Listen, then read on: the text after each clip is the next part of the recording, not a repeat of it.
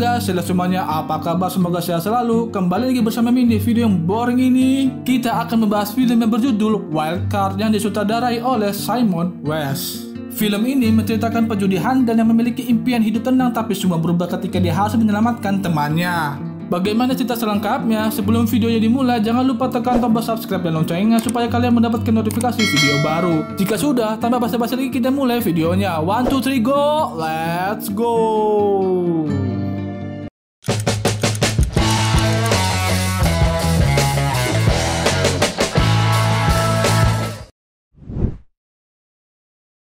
Tidak biasa, kali ini film diawali berada di sebuah bar yang mana terlihat seorang pria bernama Nick dan juga seorang wanita yang bernama Doris. Tidak lama kemudian, sang kekasih Doris datang yang bernama Osgood. Di sini, Osgood memberitahu bahwa dia mendapatkan promosi di pekerjaannya yang mengharuskan dia pindah keluar kota. Dan Osgood mau mengajak Doris untuk ikut dengannya. Tapi Doris tidak mau karena dia ingin berada di sini bersama Osgood. Nick yang melihat mereka bertengkar kemudian menarik tangan Doris untuk mengajaknya berdansa. Osgood yang tidak senang membawa keluar Doris dari bar. Tapi Nick masih mengikuti mereka dan membuat Osgood merasa marah kepadanya.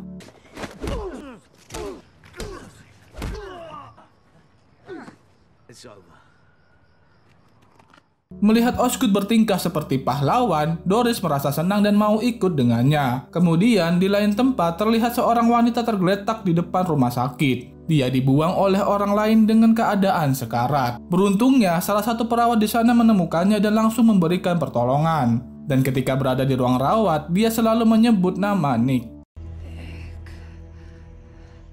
Besok pagi, Nick datang ke kantornya yang bekerja sebagai pengawal bayaran dan menyapa temannya di sana yang bernama Pinky. Tak berselang lama, datang seorang anak muda yang bernama Cyrus Kinnick. Dia merupakan penjudi kaya raya dan ingin menyewa Nick sebagai penjaganya. Karena Cyrus terus memaksa Nick, yang awalnya enggan untuk mengawalnya, dia pun berubah pikiran dan mengambil pekerjaan itu. Kemudian Nick mampir ke sebuah tempat makan dan di sana bertemu dengan Osgood yang telah menghajarnya tadi malam. Ternyata Osgood dan Nick mereka berteman baik. Tadi malam Nick berpura-pura sebagai pria perayu dan sengaja dihajar Osgood untuk membuat Doris jatuh hati padanya. Atas bantuannya Osgood memberikan sejumlah uang tapi Nick hanya mengambil setengahnya saja. Lalu dia masuk dan bertemu dengan pelayan di sana bernama Roxy. Nick berbincang dengannya tentang keinginannya hidup tenang di sebuah pulau di Korsika, Prancis. Tapi dia membutuhkan uang sebanyak $500.000 untuk bertahan hidup selama 5 tahun. Namun untuk sekarang dia tidak memilikinya. Lalu tiba-tiba dia mendapatkan pesan dari temannya Holly untuk segera menemuinya. I need $500,000 to buy 5 years. Hey Nick, Holly just called. Nick tiba di sana. Ternyata kita dikejutkan bahwa wanita yang sekarat di depan rumah sakit adalah Holly. Dia bercerita tentang dirinya yang disiksa oleh 3 pria misterius kepada Nick. Holly bertemu dengan mereka ketika berada di lift. 1 orang bertubuh kecil berlagak bos dan 2 orang bertubuh besar seperti pengawalnya. Holly dipaksa untuk ikut mereka dan dia ditunggangi, lalu dipukuli oleh kedua pengawalnya dan dibuang di depan rumah sakit. Holly meminta Nick mencarikan tentang mereka yang berada di Hotel Golden Nugget untuk menuntut mereka. Tapi Nick menolaknya karena dia tidak ingin berurusan dengan seorang mafia. Karena Nick tahu pasti itu adalah ulah dari seorang mafia. Nick hanya ingin hidup tenang, tapi karena merasa simpati kepada Holly, dia mencari tentang mereka bertiga. Lalu Nick pergi ke hotel itu dan menemui temannya yang bekerja di sana yang bernama Millicent. Nick bertanya tentang ketiga pria yang tinggal di hotel ini kepadanya. Tapi Millie menyuruh Nick untuk menemuinya nanti sore di sebuah tempat makan. Di sore hari, Nick menemui lagi Millie, dan Millie langsung memberitahu bahwa pria itu bernama Danny DeMarco, dan 2 lainnya adalah pengawalnya. Danny merupakan seorang anak dari mafia di Italia yang mempunyai pengaruh besar di sana, dan Millie memperingatkan Nick untuk tidak berurusan dengan mereka. By the guy, his name is Danny DeMarco. Not fuck with these guys. Malam hari, Nick bertemu Cyrus sesuai janjinya dan membawanya keliling Las Vegas.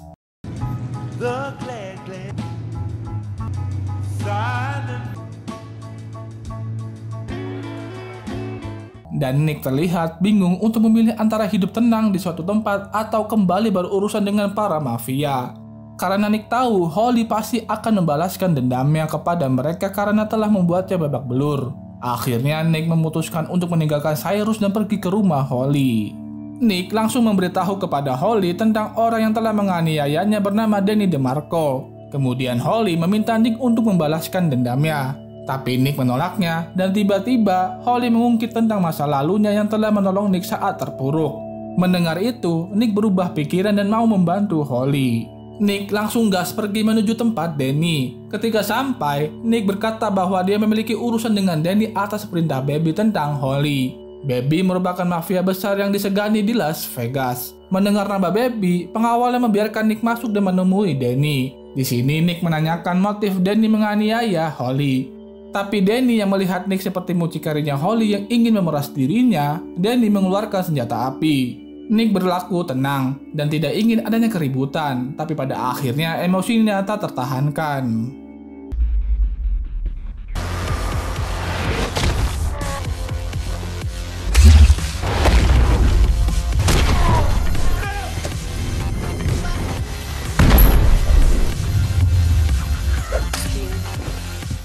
Setelah menumbangkan mereka, Nick mengikat mereka dan menjemput Holly ke tempat Danny. Tanpa basa-basi, Holly langsung mengeluarkan gunting rumput dari dalam tas. Danny merasa takut dan menawarkan uang yang ada di lacinya sebanyak $50.000. Dan Holly langsung mengambil uang itu dan memberikannya kepada Nick. Tapi Holly masih merasa dendam dan memotong sedikit kulit batangnya Danny, hingga dia merengek kesakitan. Kedua pengawalnya hanya bisa melihatnya tanpa bisa berbuat apa-apa.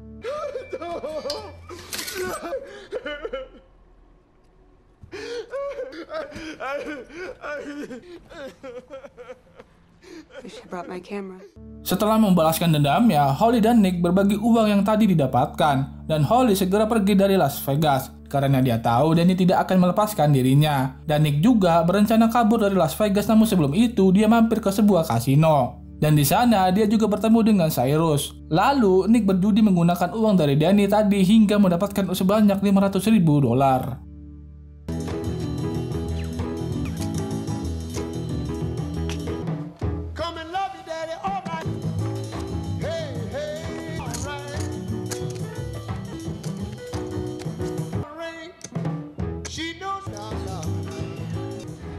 Sometime.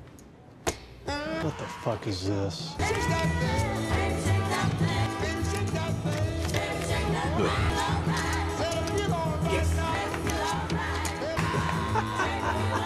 Sehabis menang gacor dengan Papa Zeus, sebelum menukarkan chipnya, dia berbincang dengan Cyrus dan menceritakan tentang mimpinya hidup tenang di Korsika. Lalu Nick berniat menukarkan chipnya, tapi tiba-tiba Papa Zeus merayunya dan melanjutkan kegacorannya. Tapi di permainan kali ini Papa Zeus membuatnya merasakan rungkat. Karena rungkat, Nick menyesal hingga dia terjatuh pingsan.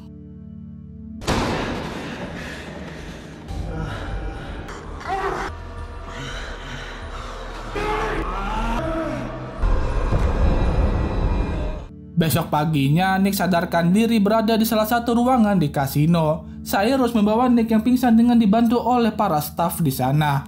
Kemudian Cyrus juga mulai bercerita tentang dirinya yang merupakan seorang pengembang perangkat lunak ketika dia berumur 19 tahun. Karena merasa pengecut, dia menemui Nick untuk mempelajari artinya menjadi seorang yang pemberani seperti dirinya. Dan Cyrus juga mengajak Nick untuk berkeliling kota dengan biaya yang ditanggung oleh Cyrus. Tapi Nick menolaknya dan pergi duduk di kursi bar. I want you to teach me anything. Everything. I want to do something brave before I die. Ketika lagi asik minum, tiba-tiba dia dihampiri oleh sekelompok orang yang mana merupakan suruhan dari Danny. Nick diminta untuk menemui Danny, tapi Nick menolaknya dan menghajar para kroco tersebut.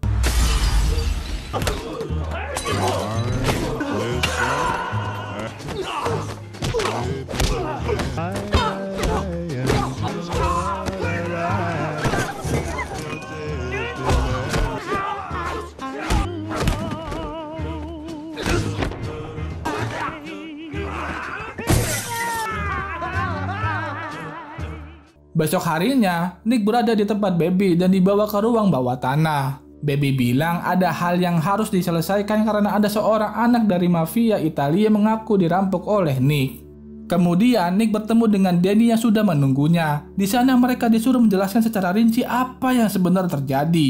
Dan Danny mengatakan bahwa dirinya telah dirampok oleh Nick dan menembak kedua pengawalnya dengan menyembunyikan fakta bahwa Danny telah menganiaya Holly. Setelah itu, Nick melemparkan dua pertanyaan. Yang pertama, kenapa dirinya harus menggunakan senjata api untuk menghabisi musuhnya? Baby yang mengetahui Nick, dia akan menggunakan benda sekitar untuk menghabisi musuhnya. Dan pertanyaan kedua, menyuruh Danny untuk menunjukkan luka di bagian batangnya. Well, that's just 2 questions, baby. First, why would I use a gun? Believe me, he could kill you with this. Has a small but definite cut on the upper side of his hip. Dan Baby langsung menyuruh Danny untuk menunjukkan lukanya, tapi Danny menolaknya karena merasa malu. Kemudian Baby menyimpulkan bahwa orang yang merampok Danny bukanlah Nick, dan Danny yang merasa dipojokkan langsung pergi sambil marah-marah. Lalu, Baby mendapatkan informasi kalau kedua pengawalnya Danny ditembak mati oleh Danny sendiri, karena mereka telah melihat sisi memalukannya Danny. Dan Baby mengatakan untuk berhati-hati dengan Danny. You and I will go in the other room and we'll both take down it. Besoknya Nick kembali ke tempat makan langganannya. Di sana dia bertemu dengan Cyrus. Di sini Cyrus berpamitan dan berterima kasih kepada Nick karena dia sudah mendapatkan pelajaran darinya. Karena setiap orang memiliki rasa takutnya masing-masing dan harus percaya dirinya sendiri. Kemudian Cyrus memberikan hadiah kepada Nick 1 tiket pesawat ke Korsika dan sebuah cek $500.000. Tapi Nick tidak mau menerimanya karena Danny sedang mengincar dirinya. One plane ticket to Corsica. And a check for $500,000. I'm being murdered any minute. Murdered?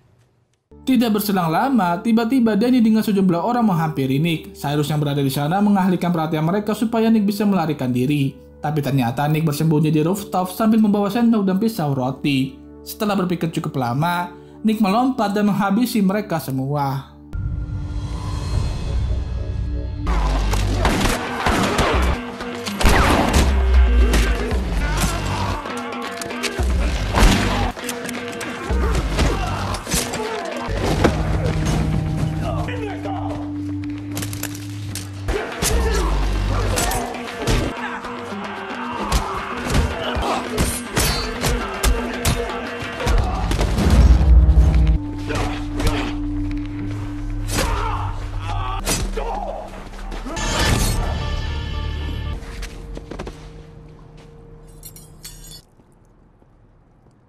Akhirnya Nick berhasil membereskan mereka semua dengan bermodalkan sendok dan pisau roti. Setelah itu Nick berniat pergi, tapi Cyrus sudah menunggu dirinya dan memaksanya untuk mengambil hadiah darinya. Karena dipaksa, Nick pun mengambilnya dan berpisah dengan Cyrus. Lalu Nick berkemas barangnya dan pergi menuju kehidupan yang tenang di Korsika. Dan film pun berakhir. Oke guys, itulah yang bisa Mimin ceritakan tentang film yang berjudul Wild Card. Like and share jika kalian suka dengan video ini. Kalau begitu, sampai ketemu di video selanjutnya. Bye-bye.